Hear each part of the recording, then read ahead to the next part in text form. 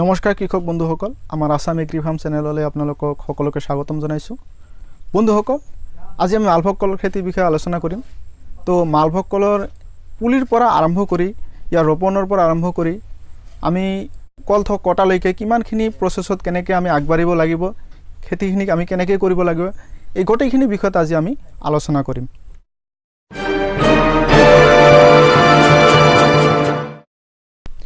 বন্ধুসকল, আমি মালভোগ কল খেতি কৰিবলৈ হ'লে প্ৰথমতে মাটি নিৰ্বাচন কৰিব লাগিব। কেনেকুৱা মাটিত সেই খেতিটো কৰিম সেইটো নিৰ্বাচন কৰাৰ পিছত আমি পুলিখিনি সংগ্ৰহ কৰিব লাগিব। মাটি নিৰ্বাচন কৰোঁতে বন্ধুসকল আমি সেইটো মনত ৰাখিব লাগিব যে মাটিখিনিত যাতে পানী জমা হৈ নাথাকে আৰু পলসুৱা ধৰণৰ মাটি হ'লে ভাল। কল খেতি সাধাৰণতে আমি মাৰ্চ এপ্ৰিল মাহত ৰুব লাগিব। মাৰ্চ এপ্ৰিল মাহত ৰুলে কল খেতিটো সাধাৰণতে ভাল হয়। আমি বাৰিষা ছিজনতো এই কল খেতিটো ৰুব পাৰি।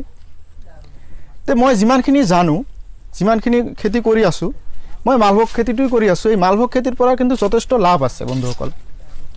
মালভোগ খেতি মই ইয়াতে 5 বিঘা কৰিছোঁ।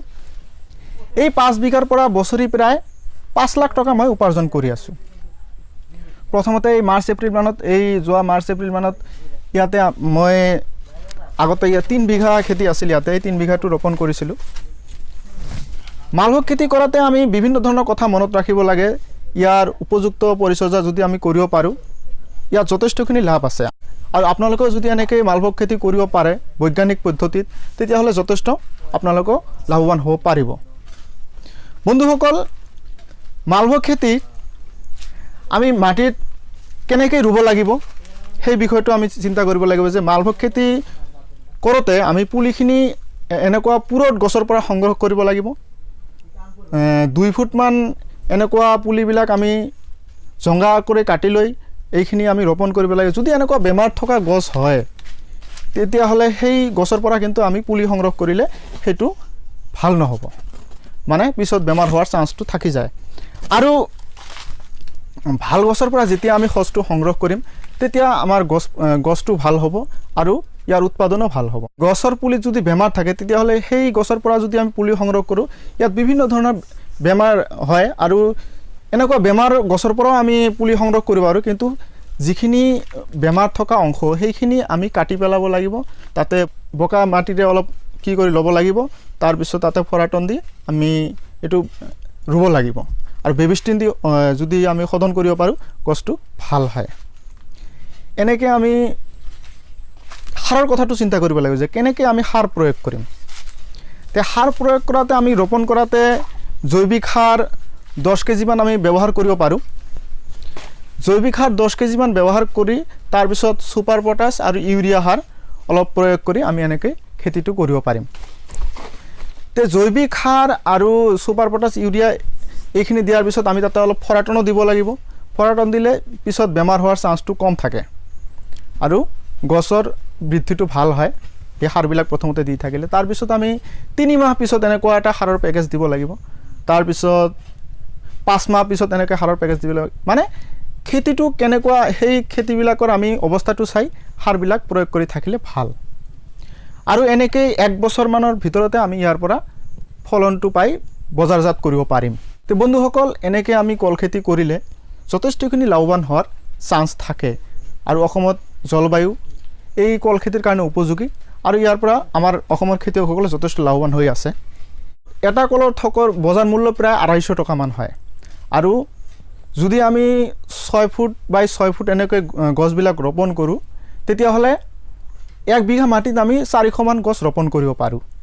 এই 400 মান গছ যদি ৰোপণ কৰোঁ, তাৰপিছত আমি যদি 250 টকাকৈ এনেকৈ এটাকৈ কল থোক বিক্ৰী কৰিব পাৰোঁ বজাৰত, তেতিয়াহ'লে কিন্তু আমি হিচাপ কৰি চালে 1 লাখ টকামান প্ৰায় ইয়াৰ পৰা লাভৱান হ'ব পাৰোঁ বছৰত। আৰু ইয়াৰ অলপ খৰচ আছে। প্ৰথমতে খেতি কৰাতে আমি পুলিবিলাক 10-15 টকা নাইবা এনেকুৱা কম দামতো কিনি আমি এইবিলাক ৰোপণ কৰিব লাগিব। এনেকৈ আৰু বিভিন্ন ধৰণৰ খৰচ মিলাই আমি হিচাপ কৰি চাইছোঁ যে 15,000 পৰা 18,000 টকা ইয়াতে খৰচ হ'ব। আৰু আপোনালোকে জানে যে নৱেম্বৰৰ পৰা ফেব্ৰুৱাৰী মাহমানলৈকে এইখিনি সময়ত বৰষুণৰ পানী নাই। গতিকে এই সময়ত আমি 15 দিন 20 দিন পিছে পিছে এনেকুৱা আমি পানীবিলাক প্ৰয়োগ কৰি থাকিব লাগিব। মানে পানী সিঁচাৰ ইয়াৰ ব্যৱস্থা কৰিব লাগিব। তেতিয়াহ'লে গছৰ অৱস্থাটো ভাল থাকিব। আৰু এটা কথা মনত ৰাখিব লাগিব যে এনেকুৱা এটা মেচিউৰ্ড গছ যেতিয়া কল থোক নলোৱালৈকে ইয়াতে আমি কিন্তু কলৰ পুলি ৰাখিব নোৱাৰিম। সৰু সৰু পুলিবিলাকৰ মাজত প্ৰতিযোগিতা আৰম্ভ হয় যে কোনে কিমান সাৰ ইয়াৰ পৰা আনিব পাৰে। এনেকৈ এই পুলিবিলাক যদি আমি কাটি দিব পাৰোঁ তেতিয়াহ'লে ইয়াৰ পৰা আমি গছটোৰ অৱস্থাটো ভাল থাকিব, সুস্বাস্থ্য থাকিব। নহ'লে কিন্তু গছৰ অৱস্থাটো লাহে লাহে বেয়াৰ ফালে ঢাল খাব যদি এনেকৈ আমি পুলিবিলাক ৰাখি দিওঁ। গতিকে এটা গছৰ পৰা যেতিয়া এটা কলৰ থোক ওলাব তাৰ পিছতহে আমি প্ৰত্যেকটো গছতে এটাকৈ পুলি ইয়াতে ৰাখিব লাগিব পিছৰ বাৰৰ আমি ইয়াত খেতি কৰাৰ কাৰণে। তো এনেকৈ আমি এটা কলৰ বাগানত আমি 2-3 বাৰ পৰ্যন্ত এনেকৈ ফলনবিলাক পাই থাকিব পাৰোঁ।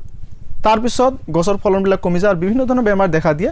তাৰ কাৰণে আমি 2-3 বাৰ কৰাৰ পিছত খেতিৰ মাটিবিলাক সলাই ল'ব লাগিব, তেতিয়াহ'লে গছৰ অৱস্থাটো ভাল থাকিব আৰু ইয়াৰ উৎপাদনটো ভাল থাকিব। বন্ধুসকল, আমি যেতিয়া কল খেতিবিলাক কৰি থাকোঁ, কল খেতিত কিন্তু যথেষ্ট ঘাঁহ হয়, কলৰ বাগিচাত যথেষ্ট ঘাঁহ হয়।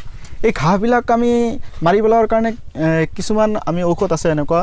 গ্ৰামক্সন যদি 1 বিঘা মাটিত আমি 1.5 কেজিমানকৈ এনেকৈ স্প্ৰে কৰি দিওঁ, এই ঘাঁহবিলাক কিন্তু মৰি যায়। মাজে মাজে এনেকৈ নিৰানিও দিব পাৰোঁ। আমি নিৰানি দি মাটিবিলাক যদি গুৰিত চপাই দিওঁ, এনেকৈ গুৰিত চপাই দিলে গছৰ ইয়াতে পানী জমা হোৱাৰ চান্সটো কম থাকে আৰু গছবিলাকৰ স্বাস্থ্যটো ভাল থাকে আৰু সাৰবিলাকো ইয়াতে যথেষ্ট কাৰ্যকৰী হয়।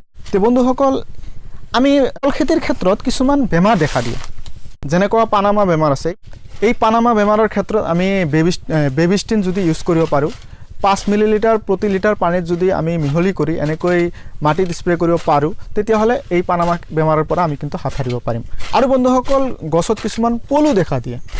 কিছুমান সময়ত দেখা যাব যে গছত পলুবিলাক হৈ থাকে। এইবিলাক হ'লে কিন্তু আমি মালাথিয়ন 50 EC দৰৱবিলাক আমি 5 মিলিলিটাৰ প্ৰতি লিটাৰ পানীত আমি মিহলি কৰি স্প্ৰে কৰিলে এই পলুবিলাকো কিন্তু গছত নাথাকে। আৰু বিভিন্ন সময়ত আমি এই বেমাৰবিলাকৰ ক্ষেত্ৰত সচেতনতা অৱলম্বন কৰি আমি গছবিলাক যিমানে চাফ চিকুণকৈ ৰাখিব পাৰিম, সিমানেই কিন্তু আমি বেমাৰৰ পৰা হাত সাৰিব পাৰিম। বন্ধুসকল, এনেকৈয়ে আমি যদি এখন ধুনীয়াকৈ এই মালভোগ কল খেতিটো কৰিব পাৰোঁ, তেতিয়াহ'লে কিন্তু আমাৰ এটা পৰিয়াল ভৰণ পোষণৰ ক্ষেত্ৰত কোনো অসুবিধা নহ'ব। আৰু বন্ধুসকল, এই ক্ষেত্ৰত আৰু এটা লাভৰ কথা যে আমাৰ গাঁৱৰ যিবিলাক বেকাৰ ল'ৰা আছে, সেইখিনি বাহিৰত বিভিন্ন সময়ত কাম কৰিব যায়। বিভিন্ন কোম্পানীত কম মজুৰিৰ বিনিময়তে সিহঁতে কাম কৰি থাকে আৰু ইয়াত যথেষ্টখিনি অসুবিধা আছে।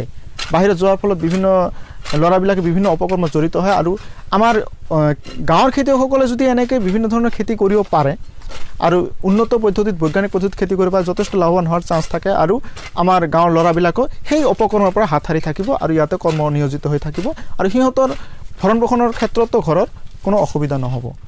এনেকৈ 300-400 টকাত মজুৰিত যদি এজন খেতিয়কে যদি লেবাৰবিলাক লৈ থাকে, তেতিয়াহ'লে কিন্তু আমাৰ ল'ৰাবিলাকো এই বাহিৰত যোৱাৰ পৰা বাচি থাকিব পাৰিব।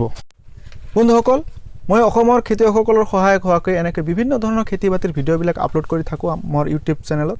আৰু মোৰ এই ভিডিঅ'টো চাই যদি আপোনালোকৰ ভাল লাগে, লাইক শ্বেয়াৰ কৰিব আৰু মোৰ চেনেলটো ছাবস্ক্ৰাইব কৰি ৰাখিব যদি এতিয়ালৈকে ছাবস্ক্ৰাইব কৰা নাই, যাতে মোৰ পৰৱৰ্তী যেতিয়া ভিডিঅ'বিলাক আপলোড কৰি থাকিম আপোনালোকে মোৰ ভিডিঅ'বিলাক লগে লগে চাব পাৰে আৰু মোক উৎসাহিত কৰিব পাৰে এনেকৈ নতুন নতুন ভিডিঅ'বিলাক আপোনালোকৰ কাৰণে বনোৱাৰ কাৰণে। ধন্যবাদ।